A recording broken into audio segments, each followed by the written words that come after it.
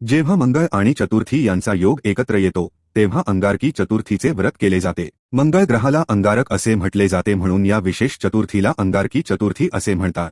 अंगारकी चतुर्थी ही श्री गणेशांना समर्पित असून ती सर्व चतुर्थीमध्ये अत्यंत पवित्र आणि महत्त्वपूर्ण चतुर्थी मानली जाते। आपण सर्व जाणतोच की जेव्हा एखाद्या व्यक्तीच्या कुंडलीमध्ये मंगळ प्रभावी असतो तेव्हा त्या व्यक्तीच्या जीवनात संघर्ष, क्रोध, आक्रमकता आणि सतत अडचणी निर्माण होतात, कारण उग्रपणा आणि तीव्रता हा मंगळ ग्रहाचा मूळ स्वभाव आहे। या स्वभावावर नियंत्रण मिळावे म्हणून मंगळदेवांनी श्री गणेशांची कठोर तपश्चर्या केली। त्यांच्या तपश्चर्येने प्रसन्न होऊन श्री गणेशांनी मंगळदेवांना वरदान दिले की जो कोणी अंगारकी चतुर्थीच्या दिवशी माझी मनोभावे उपासना करेल त्याच्या जीवनातील सर्व विघ्ने नष्ट होतील आणि मंगळ ग्रहाशी संबंधित दोष शांत होतील। या दिवशी भक्त श्री गणेशांना दुर्वा आणि लाल फुले अर्पण करून चतुर्थीची कथा आणि मंत्रांचे पठण करून निर्जल किंवा फलाहार व्रत पूर्ण करतात। या व्रतामुळे आपल्या जीवनात स्थैर्य, शांतता आणि आध्यात्मिकता अधिक प्रबळ होते। यासोबतच विवाह कार्यातील समस्या आणि अडथळे दूर होतात। ज्यांच्या जीवनात सतत अडचणी, विलंब किंवा संघर्ष निर्माण होत असतील त्यांच्यासाठी अंगारकी चतुर्थीचे व्रत अत्यंत लाभदायी ठरते।